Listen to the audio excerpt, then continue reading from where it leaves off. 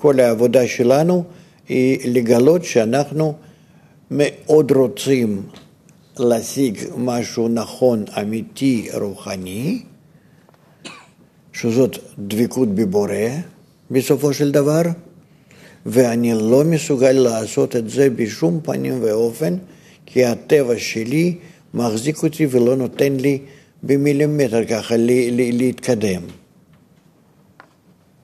אני משתדל והוא לא נותן, ומבלבל אותי כל הזמן, הטבע שלי.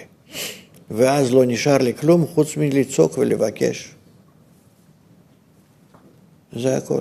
אבל אלו הפעולות שאנחנו צריכים להגיע אליהם ולקבוע אותם ממש בכל רצון ורצון שלנו. להשתוקק, לדבקות בבורא, גם זה איך אני יכול. אז מתחילים מזה שנותנים לאדם, אחרי שהוא לומד זמן מה חוכמת הקבלה, מתחילים לתת לו כל מיני בעיות, צרות, ובודקים אותו עד כמה שהוא זקוק למרות הבעיות וצרות האלה להיות דבוק בבורא או לא.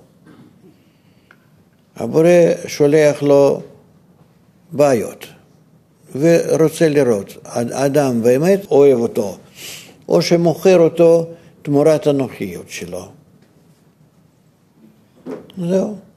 כאילו הבורא אומר, אני נותן לך עכשיו איזו צרה קטנה. כן?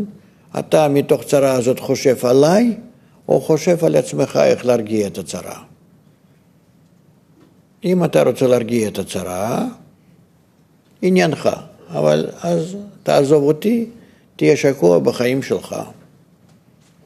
אם אדם בכל זאת ממשיך באיזו צורה ללמוד, להיות בחברה, ואז אפילו שהוא עשה ככה, בורא מלמד אותו הלאה, נותן לו שוב ושוב כל מיני הפרעות, ובודק כך כל אחד, או אדם בכל מצב ומצב, האם כן בכל זאת הוא רוצה למרות המצב הזה להיות דבוק בבורא או לא.